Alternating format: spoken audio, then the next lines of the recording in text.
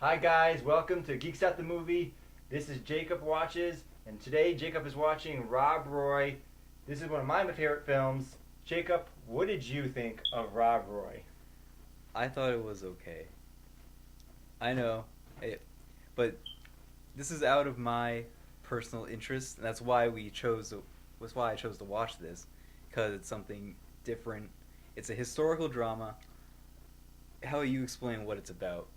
'Cause- The story of Robert Roy McGregor is one man against the English aristocracy. So yeah, Rob Roy, he's the leader of this Scottish band. He gets involved in a deal with a local nobleman. Eventually, shady things happens, and then it's the nobleman and his men versus all of Robert's clan. And eventually, it turns into about one man's fight for honor against the English aristocracy, and there's a bunch of themes and blah blah blah. But I'm not going to go too deep into it. Tell me your thoughts as you watch the movie. Well, first of all, at the beginning, I wasn't really invested in anything that was going on. It all seemed kind of boring, honestly, which I can deal with. I can watch movies that I'm not really interested in what they're talking about, but it still like gets me hooked. And so I I powered through it. I was just and then it definitely got better as it went on. I really enjoyed the character development. I There's the part with the actress Jessica. Jessica Lange. Yeah. I really like her as an actress, and then it almost like turned into her movie at one point. So it was more about her, and then Liam Neeson. Like this was kind of his first revenge movie, like before Taken and all that stuff. It was kind of his. Yeah, this is an all-star cast. You mentioned Yeah. it's got Liam Neeson, Jessica Lange. It's got John Hurt. Yeah, John. There's a lot of big names in this movie. Yeah, and so this is another movie where it's more about the performances than what's actually going on. I thought Liam Neeson was really good. He didn't have that much of a he didn't have that much character development really, but Jessica Lange was awesome and John Hurt great. Um, but then who was the guy that played as the lead villain? Archibald Cunningham, the main villain. Yeah, he was an asshole. Yes. He played a great villain. That was his quintessential role. He's a reviled villain as Archibald Cunningham. He was great. Because you really despised him, but Yeah. you actually understood him. It wasn't just like he just Yeah. mindless and Yeah. All the stuff that happened in this movie, there was a reason for it. That there was like they were trying to get a point across. So, um, that's basically my thoughts on it. I know you liked it a lot more than I did. Yeah. Okay. So we often talk about there's your personal taste and there's what you might say objectively good. I mean, it's hard to do this with art, but in the case of like what we focus on a lot is comic book movies. We like comic book movies. So we'll watch things of lower quality. We'll deal with the whole season 3 of The Arrow. Why? Because we like comic book movies. So that's why we'll do that.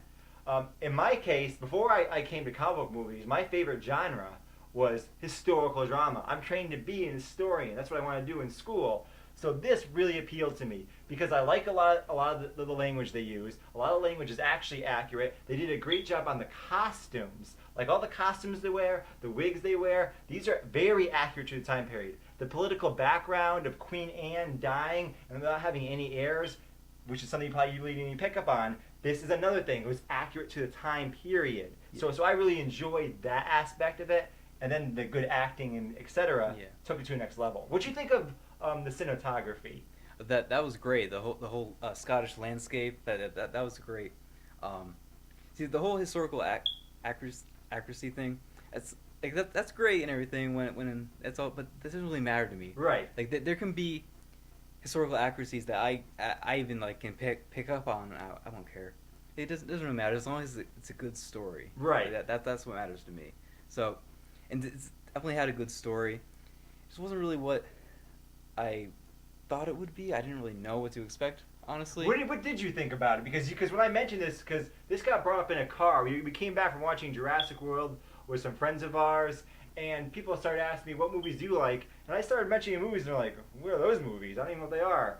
And so what did you think when I said Rob Roy? And you're like, well, what is this? Well, first I looked up what the synopsis was, and then I'm like, okay, that sounds interesting. Liam Neeson is in a more serious role than what we've usually seen him in. That's how Yeah. I know Liam Neeson from, because Yeah. I know him from Schindler's List and Rob Roy. Yeah, I know. When I was growing up, that's what I saw him. I know in. him from his crappy action movies. But, yeah, so I was like, this should be interesting. I knew I wasn't going to be super invested in it, but I have seen historical dramas before that I really enjoyed, like the one Saving Private Ryan is a great one. I usually like war movies, and this wasn't really necessarily a war movie. Like there was battle scenes. And I'm gonna have to. I know. I got some more movies for you. Great historical accuracy. We'll talk about that later. So, yeah, I knew there was gonna be a lot of action, but there actually was more than I expected. There was the sword fights, all that kind of stuff. That was great. But What did you think of the sword fight? There's the big sword fight towards the end. What did you think of that fight? it was good. It was like an actual fight. It wasn't like like didn't look like it was scripted out. This is what I like. This Yeah. is the first time I got exposed to. Wait a second. Most sword fights are fake. Most sword fights aren't realistic. This was a sword fight where the people get tired. Yeah. They start sweating. They Yeah. actually try to hit each other. And so it's Yeah. much different. And there's a tension because we know the characters. Yeah, why couldn't he do that? Why couldn't Qui-Gon Jinn do that? Yeah. Well, what was Qui-Gon Jinn doing? Yeah. He should have learned from his previous roles. but yeah, the action was really good. The sword fight, it's not really dated per se, but the special effects, like he goes like and then like a second later the guy like starts bleeding and falls over. But like it's The movie didn't have a big budget. yeah. But they did well with the budget they had. Yeah. A couple times you can tell maybe like, oh, this is a scene as a matte painting or something. But they did well with what they had. Yeah.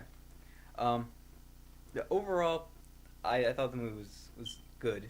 It wasn't great, but it was definitely enjoyable still. It had its moments that were better than others.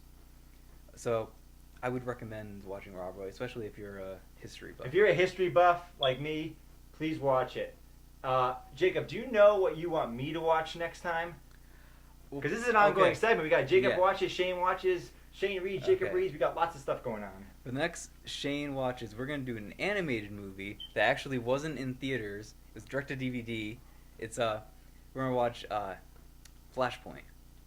I have no idea what that is. It's a DC movie. Stick around for that next time. All right, this has been Shane Goodrich, Jacob Desitels. We'll see you later.